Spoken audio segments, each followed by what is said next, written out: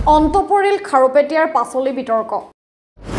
ভাৰত চৰকাৰৰ কীটনাশক পৰীক্ষাগাৰৰ মতে খাৰুপেটিয়াৰ পাচলিৰ গুণাগুণৰ মান সঠিক এই শস্য খালে ৰোগত ভুগিব পাৰে বুলি কোনো বিশেষজ্ঞই কোৱা নাই খাৰুপেটিয়াৰ পাচলি বিষাক্ত বুলি এসময়ত মন্তব্য কৰিছিল মুখ্যমন্ত্ৰীয়ে সদনত বিপৰীত তথ্য প্ৰকাশ কৰিলে কৃষি মন্ত্ৰী অতুল বৰাই উত্তৰ পূৰ্বাঞ্চলৰ ভিতৰত অত্যাধিক শাক-পাচলি উৎপাদনস্থলী হৈছে দৰঙৰ খাৰুপেটিয়াৰ সতেজ পাচলিয়ে চাহিদা পূৰণ কৰি অসমৰ লগতে চুবুৰীয়া ৰাজ্যৰ কিন্তু খাৰুপেটিয়াৰ পাচলিক লৈ ভিন্ন সময়ত ৰাজ্যৰ মুখ্যমন্ত্ৰীয়ে বিতৰ্কিত মন্তব্য কৰি আহিছে খাৰুপেটিয়াৰ পাচলি খালে কিডনি বেয়া হয় বেঙেনাত ইনজেকচন দিয়ে খাৰুপেটিয়াৰ কৃষকে অত্যাধিক ৰাসায়নিক সাৰ ব্যৱহাৰ কৰে পাচলিত এনে মন্তব্য কৰি আহিছে মুখ্যমন্ত্ৰীয়ে যাৰ ফলত প্ৰচুৰ লোকচানৰ সন্মুখীন হৈছে খাৰুপেটিয়াৰ কৃষক উৎপাদন অনুযায়ী প্ৰভাৱ পৰিছে চাহিদাত অৱশেষত অন্তপৰিল খাৰুপেটিয়াৰ এই পাচলি বিতৰ্ক পবিত্ৰ বিধানসভা মজিয়াত লাহৰীঘাটৰ বিধায়ক ডক্টৰ আসিফ মহম্মদ নাজাৰে কৃষি মন্ত্ৰীক খাৰুপেটিয়া পাচলি খোৱা উপযোগী হয় নে নহয় লিখিত প্ৰশ্ন দাখিল কৰাৰ পিছত কৃষি মন্ত্ৰীয়ে স্পষ্ট কৰে উত্তৰ উল্লেখ কৰে ভাৰত চৰকাৰৰ কীটনাশক পৰীক্ষাগাৰৰ মতে খাৰুপেটিয়াৰ পাচলিৰ গুণাগুণৰ মান সঠিক এই শস্য খালে ৰোগত ভুগিব পাৰে বুলি কোনো বিশেষজ্ঞই কোৱা নাই খাৰুপেটিয়াৰ পাচলিয়ে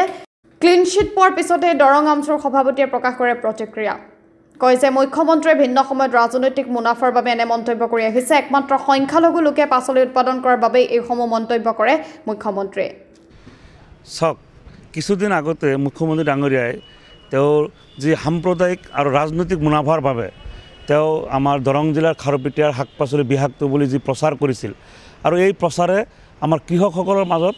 এটা আতংকময় পৰিৱেশ সৃষ্টি গ্ৰাহকসকলৰ মাজত এটা আতংকৰ পৰিৱেশ সৃষ্টি হৈছিল আৰু বৃহৎ ক্ষতিৰ সন্মুখীন হৈছিল আপোনাৰ কৃষকসকল কিন্তু আজি যদি যোৱাকালি দেখা যায় যে অসম বিধানসভাৰ পবিত্ৰ সদনত আপোনাৰ কৃষিমন্ত্ৰী ডাঙৰীয়াই স্পষ্ট কৰি দিছে যে ভাৰত চৰকাৰৰ যি কীটনাশক পৰীক্ষাগাৰ আছে সেই পৰীক্ষাগাৰৰ পৰা পৰীক্ষা কৰাৰ পিছত আপোনাৰ যে খাৰুপেটিয়াৰ শাক পাচলি আপোনাৰ বিষাক্ত নহয় বুলি এটা স্পষ্টীকৰণ তেওঁলোকে ক্লিয়াৰ কৰি দিছে ক্লিন চিট দিছে গতিকে আজি মুখ্যমন্ত্ৰী ডাঙৰীয়াই তেওঁ ৰাজনৈতিক লাভালাভৰ কাৰণে এই যি ধৰণৰ সাম্প্ৰদায়িক তেওঁ যি বাতাবৰণ এটা সৃষ্টি কৰিলে তেওঁ সাম্প্ৰদায়িক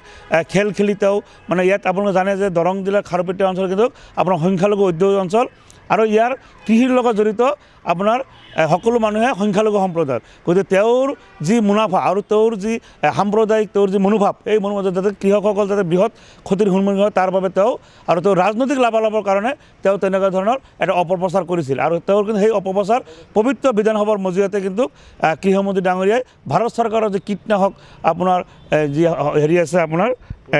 পৰীক্ষাগাৰ আছে সেই পৰীক্ষাগাৰৰ পৰা কিন্তু এটা ক্লিয়াৰ কৰি দিছে যে খাৰুপেটিয়াৰ শাক পাচলি আপোনাৰ কোনো ধৰণৰ ক্ষতিৰ সন্মুখীন নহয় আৰু খাৰুপেটিয়াৰ শাক পাচলি খালে কোনো ধৰণৰ মানুহৰ তেনেকুৱা ধৰণৰ আপোনাৰ ক্ষতিৰ সন্মুখীন নহয় বুলি ইতিমধ্যে ক্লিন চিট দিছে গতিকে আমি সংখ্যালঘু আমি দৰং জিলা আমচুৰ ফালৰ পৰা আমি মুখ্যমন্ত্ৰীক আহ্বান জনাইছোঁ যে আপুনি ৰাজনৈতিক লাভালাভৰ কাৰণে কমচে কম আপুনি এই কৃষকসকলৰ লগত কৃষকসকললৈ আপুনি ৰাজনীতি নকৰিব আপোনাৰ মন্তব্যই যিসকল সৰু সুৰা আপোনাৰ কৃষক আছে তেওঁলোকে ইতিমধ্যে আপোনাৰ বহিৰাজ্যলৈ কিন্তু যাবলৈ বাধ্য হৈ পৰিছে কাৰণ তেওঁলোকে এই ক্ষতিৰ সন্মুখীন হৈছিল গতিকে আমি আগন্তুক দিনত এনেকুৱা ধৰণৰ মন্তব্য যাতে নকৰে তাৰ বাবে আহ্বান জনাইছোঁ আৰু লগতে আমাৰ এই মুখ্যমন্ত্ৰী ডাঙৰীয়াৰ মন্তব্যৰ পিছতেই খাৰুপেটিয়াৰ শাক পাচলিৰ যি এটা পৰিৱেশৰ সৃষ্টি হৈছিল ইতিমধ্যে যিহেতু এটা ক্লিন চিট পাইছে আৰু পৰীক্ষাগাৰৰ পৰা পৰীক্ষা কৰাৰ পিছতে ক্লিন চিট হৈছে গতিকে গ্ৰাহকসকলেও যাতে তেওঁলোকৰ মনত যিটো এটা ভাৱ হৈছিল সেই ভাৱটো যাতে আঁতৰাই সেই আগৰ নিচিনাই যাতে আমাৰ খাৰুপেটিয়া বা দৰং জিলাৰ শাক পাচলি তেওঁলোকে যাতে গ্ৰহণ কৰে তাৰ বাবে আমি আহ্বান নিউজ ডেস্ক প্ৰাইড নিউজ 20